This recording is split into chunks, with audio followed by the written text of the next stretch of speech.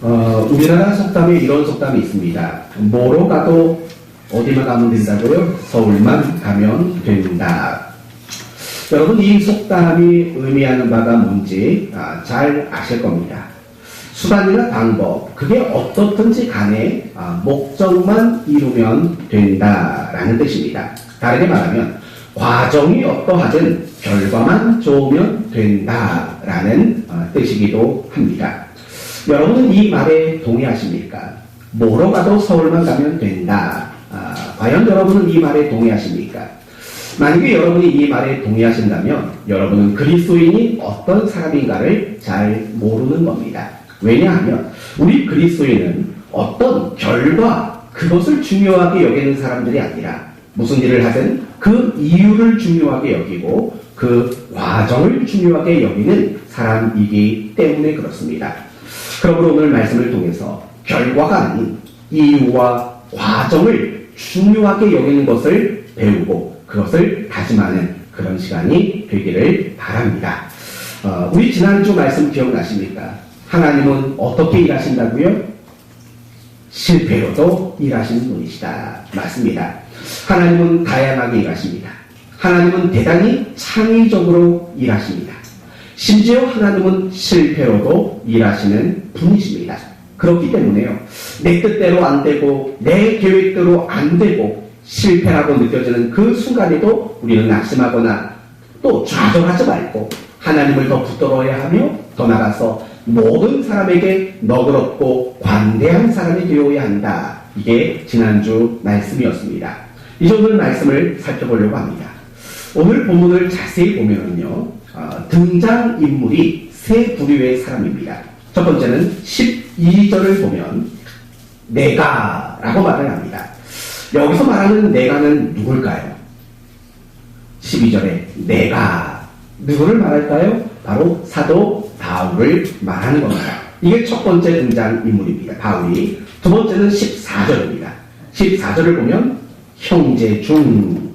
두 번째 등장인물은 형제들입니다. 그리고 세 번째 등장인물은 두 종류의 어떤 사람들입니다. 15절을 보면 어떤 이들은 이렇게 세 종류의 등장인물이 소개가 됩니다. 그런데 15절을 보면 이 어떤 이들도 두 부류의 사람으로 나타납니다. 어떤 이들은 투기와 분쟁으로, 또 어떤 이들은 착한 뜻으로. 다시 말하면 복음을 전하는 어떤 이들이 있었는데 그 어떤 이들 중에 첫 번째 부류는 투기와 분쟁을 이유와 목적 삼고 방법 삼고 복음을 전하는 사람이 있었고, 또 어떤 사람들은 복음을 전하는 일을 착한 뜻을 이유와 방법으로 삼고 복음을 전하는 바로 이런 사람들이 있다. 이렇게 소개하고 있습니다. 그런데 중요한 것은 오늘 본문이 말하고 있는 이 세 부류의 사람들에게는 공통점이 있다는 겁니다. 다 방법은 다르지만 이 세 부류의 공통점은 모두가 무엇을 전하고자 하는 마음이 있었다는 겁니까? 예수 그리스도의 복음을 전하고자 하는 그런 귀한 마음을 가지고 있다는 데에는 한 가지 공통점이 있는 겁니다. 오늘 말씀을 여기서부터 이제 시작을 할 겁니다. 지금 오늘 본문에 등장하는 이 세 부류의 사람들 모두는 복음을 전하고자 하는 귀한 마음, 정말 하나님을 기쁘시게 하겠다라는 귀한 마음을 모두가 품은 사람이라는 겁니다. 그러므로 여러분, 우리가 이 세 부류의 사람들을 보면서 우리도 늘 마음 가운데 소원해야 할 것이 있습니다. 그게 뭘까요? 나도 하나님이 기뻐하실 만한 귀한 마음을 품는 자가 되겠노라 라는 이 마음의 결심들이 우리에게 분명히 필요할 것입니다. 이제 한번 생각해 봅시다. 여러분, 지금까지 살면서 하나님이 기뻐하실 만한 그런 귀한 마음들 품어보신 적이 있습니까? 있지요. 있을 게 분명합니다. 그러면 또 다시 묻습니다. 그렇다면 지금 이 순간 여러분의 마음속에는 하나님이 기뻐하실 만한 귀한 마음을 품고 있는 것들이 과연 있습니까? 이 질문이 중요한 겁니다. 옛날에 그런 적 있습니까? 이거는 중요하지 않습니다. 지금 여러분의 마음속에 정말 하나님이 기뻐하실 만한 그런 귀한 마음이 품겨져 있는가 없는가, 이게 사실은 훨씬 더 중요한 일일 것입니다. 더 구체적으로 물어봅시다. 여러분 배우자를 향해서 하나님이 기뻐하실 만한 귀한 마음 품고 있는 거 있습니까? 여러분의 가정을 향해서 하나님이 기뻐하실 만한 귀한 마음 품고 있는 거 있습니까?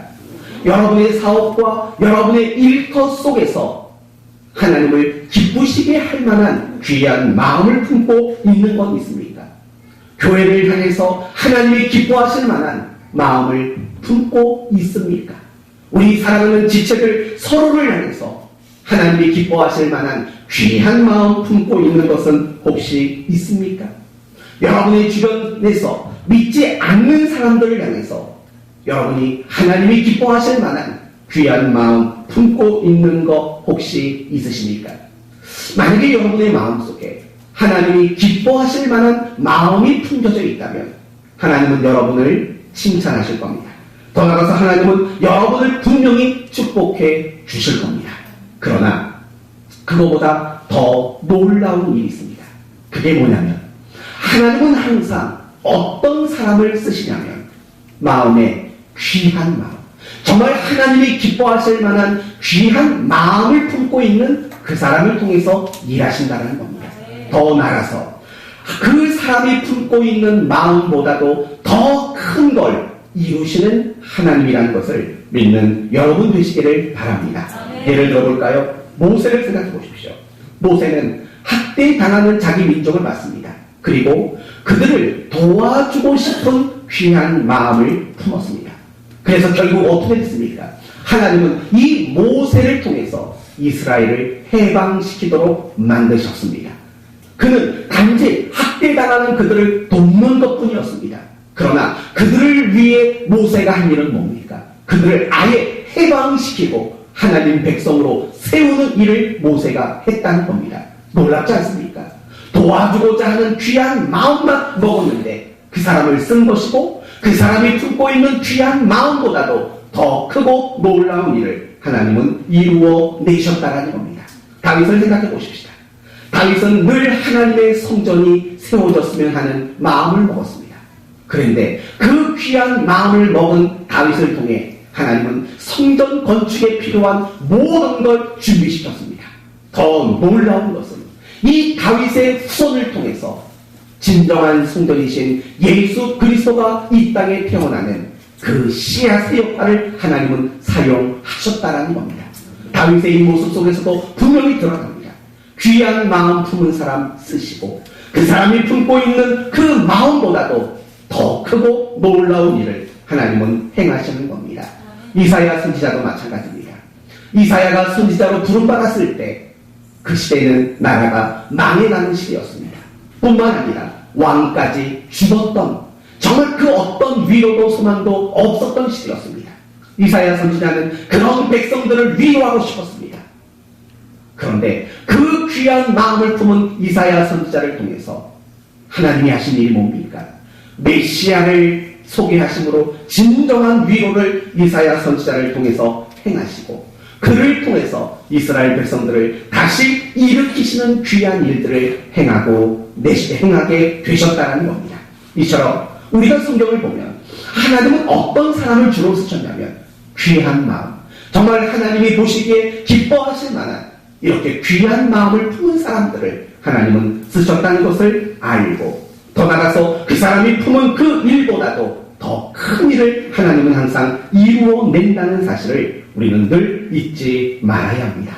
그렇기 때문에 여러분, 당연히 이 시간 우리가 해야 할 일이 뭡니까? 하나님이 기뻐하실 만한 귀한 마음을 우리는 끊임없이 품는 일이 필요한 겁니다. 물론 쉽지 않을 겁니다. 더욱이 여러분의 형편이 어렵고 여러분의 환경이 복잡하다면 하나님이 기뻐할 만한 그 귀한 마음을 품는 일은 결코 쉽지 않습니다. 그러나 그래도 여러분은 귀한 마음 품는 그 일을 절대 포기해서는 안 될 것입니다. 저는 이렇게 여러분에게 결론 짓고 싶습니다. 여러분이 하나님이 기뻐하실 만한 귀한 마음을 품는 것, 그것은 여러분의 마음속에, 여러분의 삶 속에 축복의 씨앗을 뿌리는 것과 똑같은 겁니다.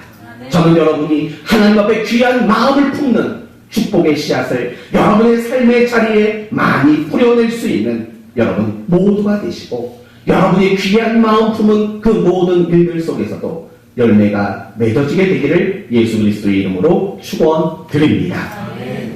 홍길동 아십니까? 홍길동은 탐구한 오리들을 벌하기 위해서 그들의 재산을 도둑질했습니다. 그리고 가난한 사람들에게 나누어 주었습니다.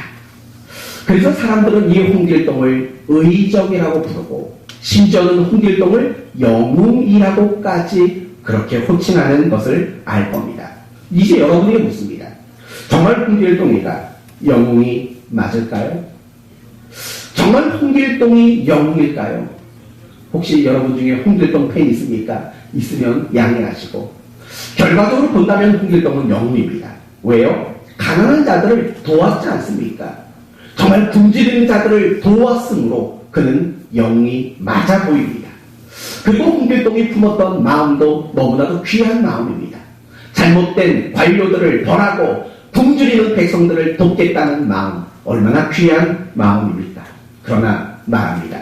홍길동은 절대 의적도 아니고 홍길동은 절대 영웅도 아닙니다. 어떤 이유로도 도둑질은 나쁜 것입니다. 우리가 이와 같은 맥락으로 우리가 생각해 볼 것이 있습니다. 왜 홍길동이 잘못됐습니까? 귀한 마음 푸는 것은 잘한 것입니다. 하지만 그 마음을 이루어가는 과정과 방법이 틀렸다라는 겁니다. 만약에 홍길동이가 열심히 일하고 아니면 자기 재산을 팔아서 가난한 자들을 도왔다면 그는 영웅 맞습니다. 왜냐하면 그 귀한 마음을 이루어가는 방법과 과정이 옳았기 때문입니다. 그러나 그가 그 귀한 마음을 이루는데 과정이 틀렸고 방법이 틀렸다라는 점에서 그는 절대로 영웅이라는 칭호를 들어서는 안 된다는 겁니다. 이제 오늘 본문을 다시 봅시다. 오늘 본문을 보면 등장인물이 세 사람이었습니다. 첫째는 바울이었고 두 번째는 형제들이었고 세 번째는 어떤 이들이었습니다. 그런데 이 어떤 이들 중에도 두 부류가 있었습니다. 복음을 전하는데 시기와 다툼과 분쟁을 방법 삼아 전하는 사람들이 있었고 또 한 어떤 부류들은 착하고 선하고 사랑이라는 방법으로 복음을 전하는 이 부류들이 있었습니다. 그런데 여러분 이 세 부류 중에는 홍길동이 있다는 것입니까? 그 홍길동이 누구겠습니까? 바로 어떤 이들인 겁니다. 복음을 전하는데 다툼, 시기, 분쟁, 질투 이런 이유와 이런 목적과 이런 방법에서 복음을 전한 자들 그들은 결과적으로 말한다면 그들은 이 시대의 홍길동이라고밖에 말할 수 없는 겁니다. 복음을 전하고자 하는 마음은 귀한 겁니다. 그러나 그것이 자신을 자랑하고 자신을 증명하기 위한 이유라면 그것은 홍길동입니다. 복음을 전하는 것은 귀한 겁니다. 그러나 그것이 다툼과 분쟁을 도구 삼고 방법 삼는다면 그것이 바로 홍길동과 다를 바 없다라는 겁니다.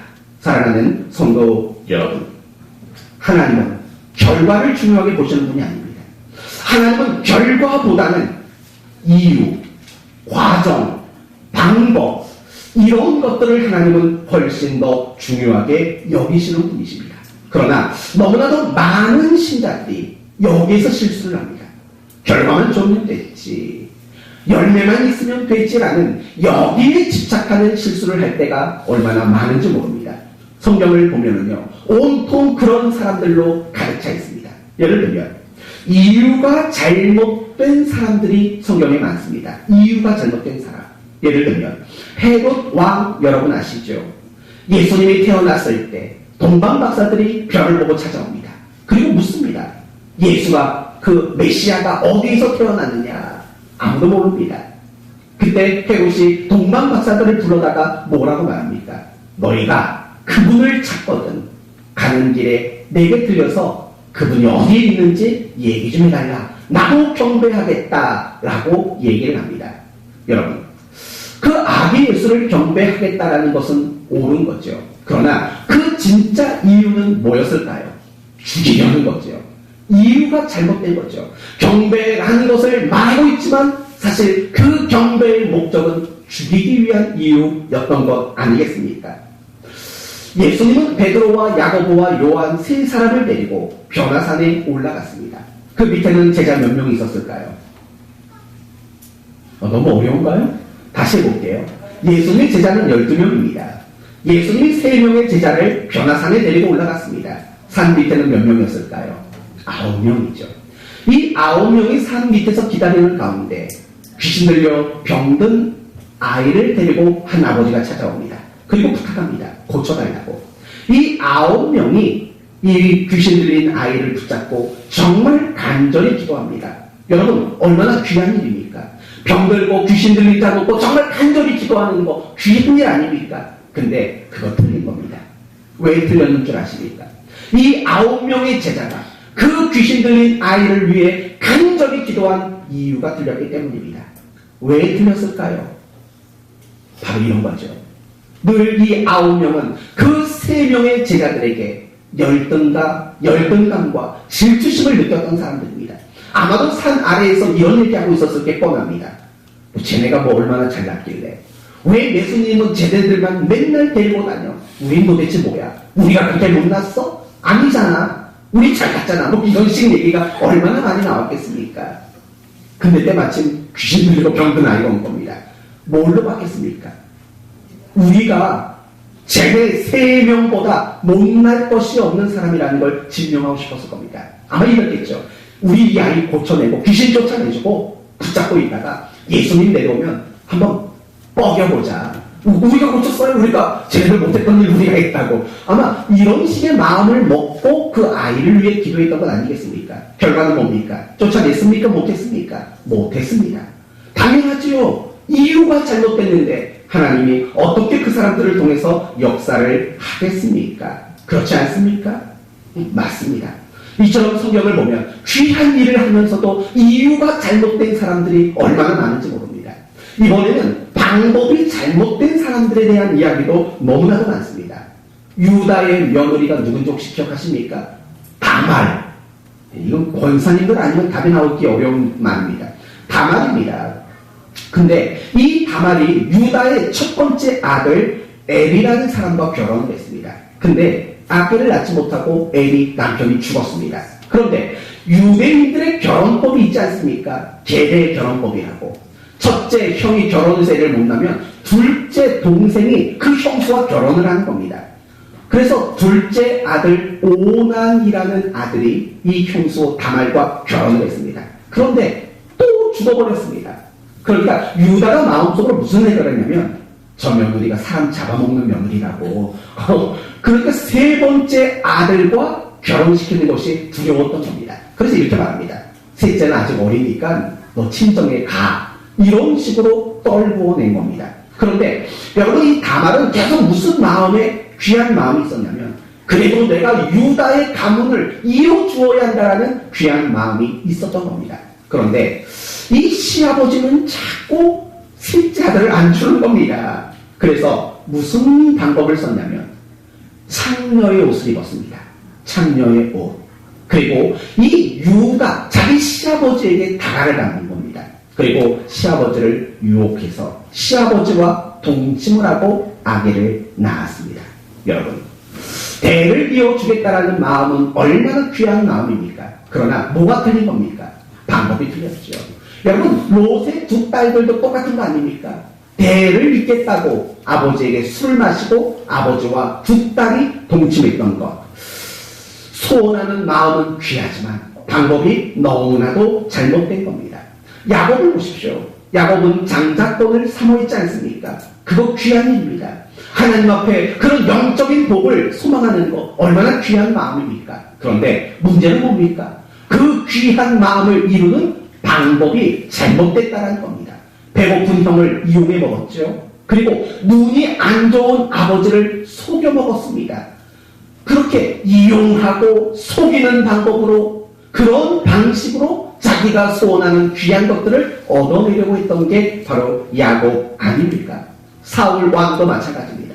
사울 왕이 통치하는 말년에 블레셋이 대대적인 침공을 하게 됩니다. 이스라엘을 점령하려고 대대적인 전쟁을 준비합니다.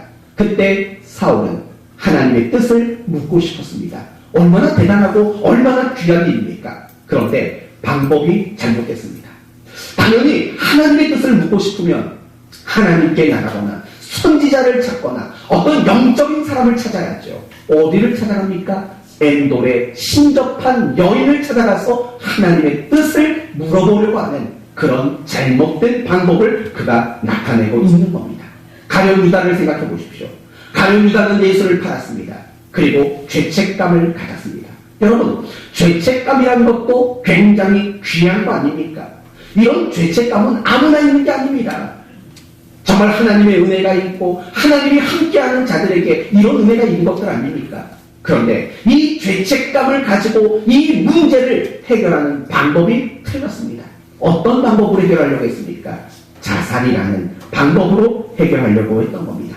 이처럼 성경을 보면 정말 귀한 건데 그 이유와 목적이 잘못된 사람들도 있고, 정말 귀한 건데 방법과 과정이 잘못된 사람도 있습니다. 심지어 이유도 잘못됐고 방법과 과정도 다 잘못된 사람이 있습니다. 그게 누구냐면 사마리아 성에 살던 시몬이라는 사람입니다. 이 사람은 베드로와 요한에 의해서 예수를 믿고 세례를 받게 되었습니다. 그런데 세례를 받은 후 베드로와 요한을 따라다녔습니다. 그런데 베드로와 요한이 누군가에게 손을 얹고 기도했더니 뭐가 임했습니까? 성령이 임한 걸 놀라운 광경을 목격했습니다.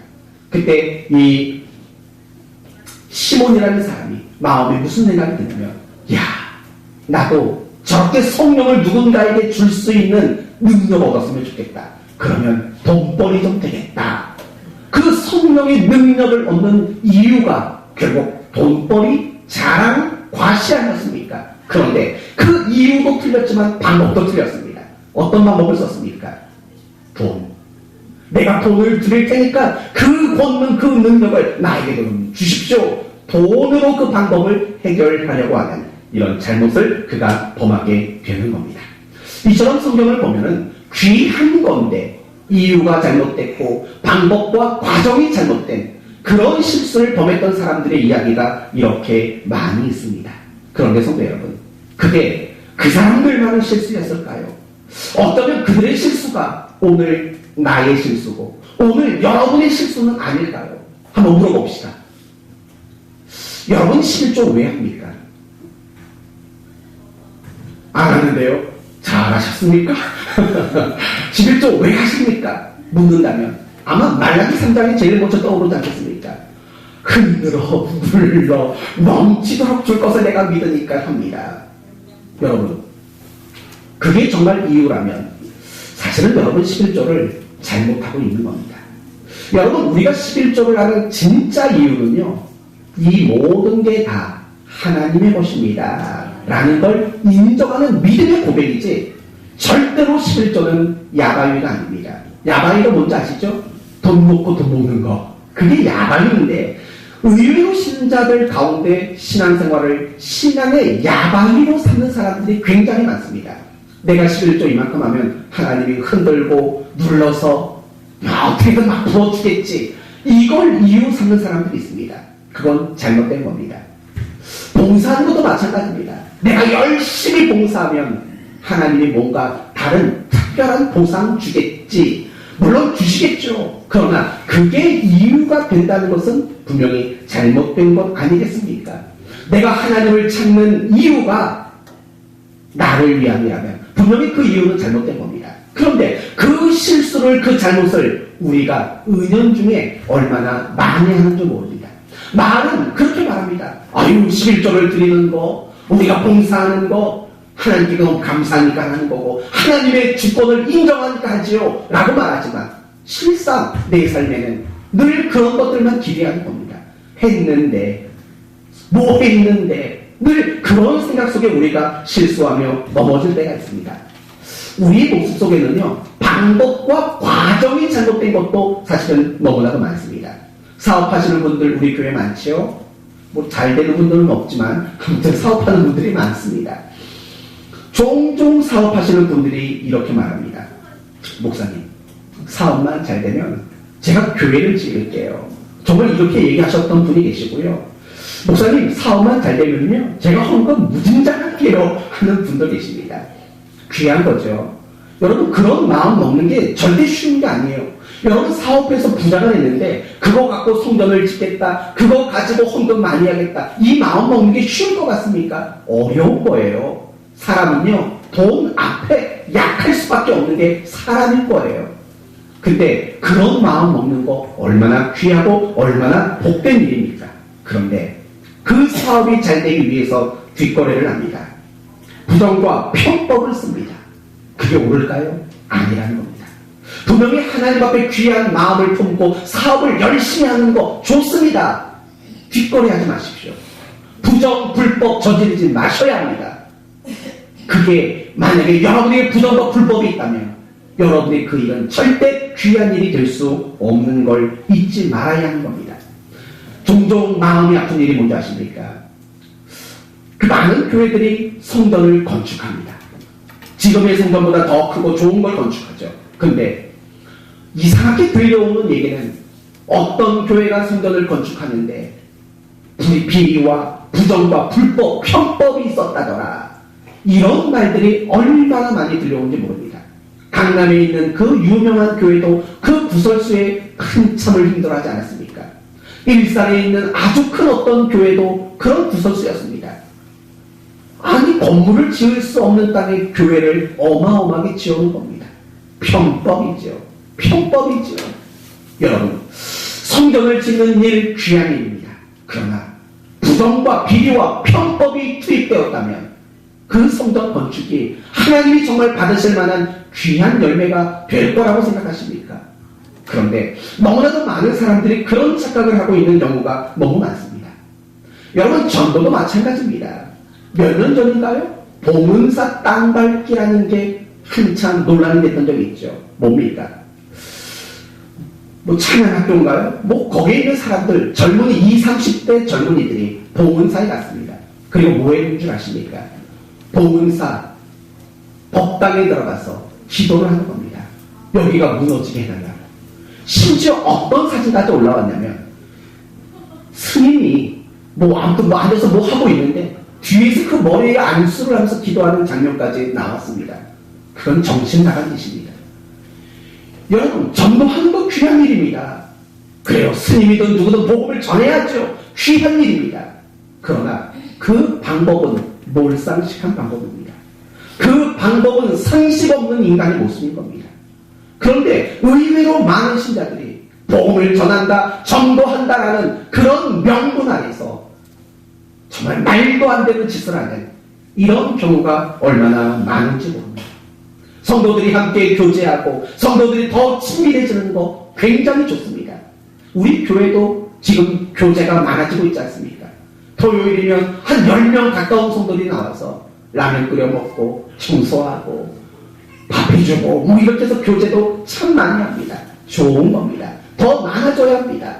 그런데요, 방법이 중요한 거죠. 제가 예전에 있던 어떤 교회에서 이런 일이 있었습니다. 남전도회가 잘해보자고, 우리 남전도회 한번 부흥시켜보자고. 얼마나 귀한 마음입니까? 그걸 위해서 친목 부모를 어디 가서 했냐면 술집에 가서 했습니다. 그리고 심지어 노래방 가서 도우미를 불러놓고 그 일을 했습니다. 좋은 일일까요? 그건 말도 안 되는 짓 아닙니까? 그렇게 해서 친목이 부모되면 그게 영적으로 쓰임받는 일이 결코 되겠습니까? 말이 안 되는 거죠. 여러분이 귀한 마음을 품었다면 그것을 이루는 방법도 과정도 반드시 선하고 옳아야 하고 귀해야 되고 하나님이 인정하고 기뻐할 만한 그런 모습이 되어야 하는 것 아니겠습니까? 우리가 늘 잘못하는 게 바로 여기에 있는 겁니다. 어떻게 됐든 간에 귀한 마음 품는 거 여기까지는 어떻게든 합니다. 근데 그 다음부터는 다 옳지 않은 것들, 다 하나님이 인정하지 못할 그런 방법과 그런 과정을 만들어가는 우리의 잘못들이 얼마나 많은 줄 아십니까? 사랑하는 성도 여러분, 여러분에게 단언코 이렇게 얘기합니다. 결과가 안 좋아도 괜찮습니다. 제발 과정과 방법을 붙드십시오. 올바르고 선한 방법을 붙잡으시고 올바르고 선한 이유가 항상 앞장서도록 노력하십시오. 이유는 간단합니다. 하나님이 그런 분입니다. 하나님은 우리에게 어떤 결과를 보시는 분이 아니라 하나님은 우리가 그 일을 할 때 이유가 뭐였는지, 어떤 과정이었는지, 그리고 어떤 방법을 썼는지를 하나님은 보시는 분입니다. 성경에 어디에 그런 말이 나오냐고요? 디모데후서 2장 5절에 나옵니다. 이렇게 되어 있습니다. 경기하는 자가 법대로 경기하지 아니하면 승리자의 관을 얻지 못할 것이며, 분명하죠. 경기하는 자가 그 법대로 경기하지 않으면 절대로 멸류관 못 얻는다는 말. 이 말은 결과가 중요한 게 아니라 과정과 방법과 이유가 중요하다라는 또 다른 말 아니겠습니까? 그리고 마태복음 25장을 보면 달란트 비유가 나옵니다. 1달란트, 2달란트, 그리고 5달란트를 맡겼습니다. 그리고 오랜 후에 와서 주인이 결산을 했습니다. 2개, 5개 맡은 사람에게는 칭찬을 했고, 하나 맡은 사람에게는 꾸중을 했습니다. 도대체 그 기준이 뭘까요? 이윤의 그 기준이 있었을까요? 그렇지 않습니다. 이렇게 말한 거 보면 나오지 않습니까? 착하고 충성된, 착하다라는 말이 먼저 나옵니다. 그리고 야단받은 사람에게는 무슨 말이 나옵니까? 악하고 게으름이라는 겁니다. 여러분, 착하다, 악하다는 뭡니까? 이유 아닙니까? 충성되다, 게으르다는 건 뭡니까? 과정, 방법 아닙니까? 우리가 그 비유를 봐도 분명히 하나님은 어떤 이윤이라는 결과를 가지고 그들을 칭찬하거나 그들을 꾸중한 게 아니라는 게 명확하게 드러났죠. 하나님은 이처럼 결과가 아닌 이유, 과정, 방법을 하나님은 소중하게 여기시는 바로 그런 하나님이기 때문에 우리도 결과에 집착하지 말고 과정과 방법에 더 마음을 두고 힘쓰는 그런 신자가 되는 일이 마땅할 것입니다. 이제 마지막 한 가지만 더 말씀을 드리고 마칠 겁니다. 그러면 올바른 이유는 뭘까? 올바른 방법, 과정은 과연 뭘까? 이 부분을 살펴봅니다. 여러분이 먼저 묻습니다. 여러분이 신앙생활을 하는 이유가 뭐지요? 여러분이 오늘 교회 나온 이유는 뭡니까? 여러분이 몸된 교회 안에서 수고하고 봉사하는 이유는 과연 무엇입니까? 이유가 뭡니까? 이 질문 속에는 이런 말이 담겨져 있는 겁니다. 여러분이 어떤 마음을 품은 이유가 뭡니까? 여러분이 그 일을 하는 이유가 뭡니까? 넓게는 여러분이 그리스도인으로 살아가는 이유가 뭡니까? 라는 질문이 담겨져 있습니다. 다시 묻습니다. 여러분이 신앙생활을 하는 이유는 무엇입니까? 혹시 이게 아니기를 바랍니다. 내 소원과 내 만족을 위해서, 또는 잘되고 형통하기 위해서 내가 교회 다니고 내가 신앙생활을 한다면 그것은 크게 잘못된 겁니다. 그게 바로 우상숭배거든요. 여러분, 이 땅에는 우상숭배가 얼마나 많은지 모릅니다. 그런데 우상숭배에는 한 가지 공통점이 있습니다. 그게 무슨 아십니까? 철저히 자기 소원과 만족을 위한다는 겁니다. 여러분, 옛날 우리나라 보시면 보름달 큰 것 뜨면은 뭐합니까? 물 한 그릇 갖다 놓고 손바닥이 닳도록 길어내지 않습니까? 결국 그렇게 달에 안에 비는 이유가 뭐라고 생각하십니까? 자기 소원이죠. 자기 만족이죠. 여러분, 이 세상에 존재하는 그 어떤 우상 중에 내 소원, 내 만족이 목적이 아닌 우상 본 적 있으십니까? 없습니다. 모든 우상은 다 내 소원, 내 만족이 이유이고 목적인 겁니다. 이런 의미로 하나님이 우상이 될 수 있다는 거 아십니까? 이런 의미로 신앙생활이 우상숭배 생활이라는 거 될 수 있다는 거 아십니까? 이걸 가장 잘 보여주는 사건 아시죠? 바로 금송아지 사건입니다. 이스라엘 백성들이 애굽을 나왔습니다. 홍해를 건넜습니다. 그리고 시내산에 도착했습니다. 모세는 시내산에 올라갔습니다. 40일이 돼도 모세가 내려오지 않는 겁니다. 백성들은 두려웠습니다. 그래서 아론에게 제안한 게 뭡니까? 우리를 인도하여 낸 뭘 만들자고요? 신을 만들자, 하나님을 만들자 하는 겁니다. 그리고 만든 게 뭡니까? 금송아지가 만들어진 겁니다. 묻습니다. 이스라엘 백성들이 금송아지를 만들 때 하나님을 염두하고 만들었을까요? 그냥 막 만들었을까요? 당연히 하나님을 염두했겠죠. 그 묻습니다. 이 금송아지는 하나님일까요? 아닐까요? 왜요? 하나님을 염두하고 만들었는데 결론은 이겁니다. 그건 하나님 될 수 없습니다. 이유는 뭐냐면 결국 그들이 금송아지를 만든 목적이 뭡니까? 지금 나의 불안함, 지금 나의 원하는 것들을 이루기 위해, 얻기 위해 그걸 만든 거 아닙니까? 그 금송아지가 정말 하나님이랑 똑같이 생겼다 할지라도 그 금송아지는 절대로 하나님이 될 수가 없다는 것입니다. 사랑하는 성도 여러분, 우리도 마찬가지입니다. 우리가 신앙생활을 하는 이유가 나의 소원과 나의 만족과 나의 잘됨과 성공이 이유이고 목적이라면 여러분은 지금 우상 숭배에 빠져있는 것과 별반 다르지 않는 겁니다. 그렇다면 우리의 신앙의 이유는 무엇이 되어야 마땅합니까? 이건 아마 제가 10년 동안 설교하면서 제일 많이 했던 말일 겁니다. 우리의 유일한 신앙의 이유는 감사와 보답, 이거 말고는 없는 겁니다. 다시 묻습니다. 다시 말합니다. 여러분이 지금 어떤 마음을 품을 때 그 이유가 감사와 보답, 하나님께 대한 감사와 보답이라면 올바른 이유를 가진 겁니다. 그런데 지금 여러분이 어떤 귀한 마음을 품었는데 감사와 보답이라는 이유가 아니라면 여러분이 품고 있는 그 마음은 올바른 이유가 될 수 없다는 것입니다.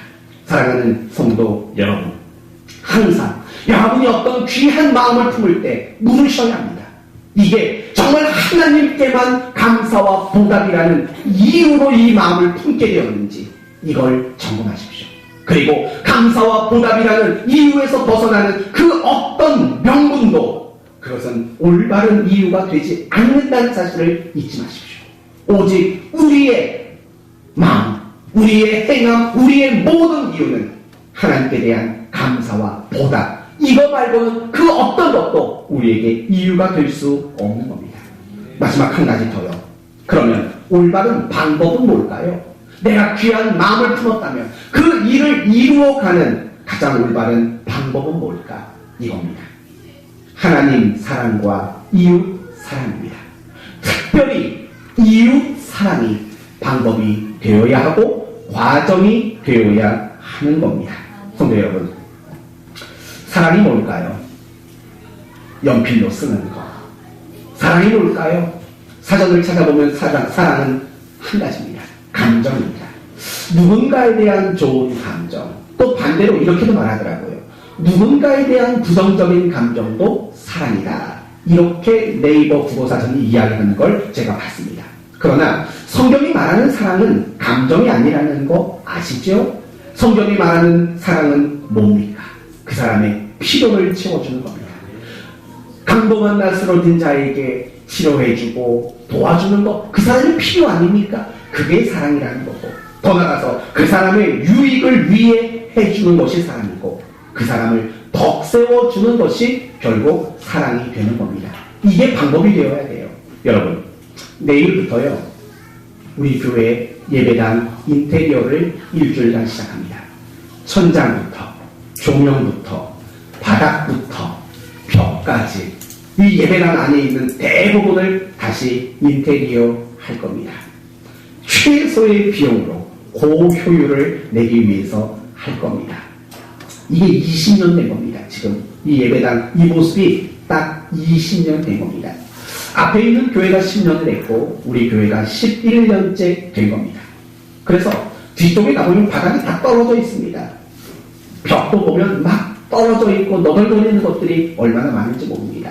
그리고 우리 교회가 이제 새롭게 다시 도약하려고 마음먹지 않았습니까? 그래서 이 예배당을 깨끗하게 이 현 모습에서 깨끗하게 공사를 하려고 합니다.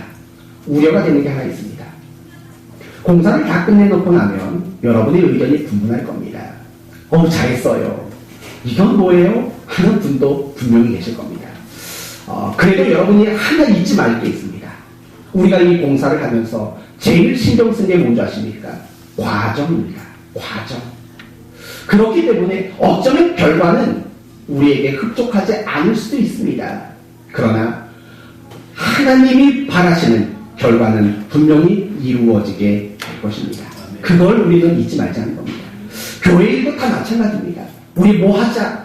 네, 뭐 합니다. 근데 어떤 일을 할 때 늘 우리가 분쟁하고 다투는 게 뭔 줄 아십니까?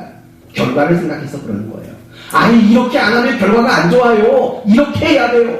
아닙니다. 결과 안 좋으면 어떻습니까? 괜찮은 겁니다. 하지만 과정이 나쁜 게 진짜 나쁜 거죠.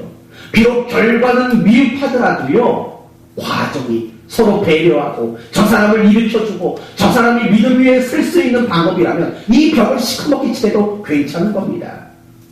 놀랬습니까? 시커멓게 칠한다고 하니까. 아니요. 정말 사람을 세우는 일이라면, 사람을 살릴 일이라면 이게 시커멓면 어떻습니까? 그 과정, 그 방법을 우리는 절대로 놓치면 안 됩니다. 저는 여러분이 여기서 좀 벗어났으면 좋겠어요. 우리가 신앙생활을 하고 우리가 하나님의 일을 할 때 결과에 집착하면 절대로 안 되는 겁니다. 그러면 절대로 우리는 하나님의 뜻을 이루어갈 수 없게 되는 겁니다. 분명히 결과는 미흡할 겁니다. 그런데 여러분 아세요? 우리가 원하는 결과는 얻지 못하지만 하나님이 원하시는 결과는 얻게 된다는 거. 그게 복된 거죠. 그러므로 성도 여러분, 항상 여러분이 어떤 일을 하든 간에 이게 감사와 보답이라는 이유 안에 있는가? 내가 항상 어떤 일을 할 때 이게 우리 성도들에게 또는 누군가에게 덕이 되는가? 그렇다면 결과 포기하시고 덕이 되는 쪽으로 여러분의 방법과 과정을 삼아가십시오. 그게 하나님의 일인 겁니다. 그렇게 하나님은 우리를 세워가시는 거고, 그렇게 하나님은 교회를 세워가시는 거고, 그렇게 하나님은 영광을 나타내시는 분이신 겁니다. 이제 오늘 말씀을 마칩니다. 하나님은 결과보다 이유, 과정, 방법을 중요하게 여기십니다. 그러므로 우리는 결과에서 집착하면 안 됩니다. 감사와 보답이라는 이유, 그리고 사랑이라는 과정과 방법을 거쳐야만 합니다. 그럴 때 우리 모두는 하나님 앞에 착하고 충성된 일꾼이라는 이런 칭찬과 상을 받는 우리 모두가 되게 될 줄로 믿습니다.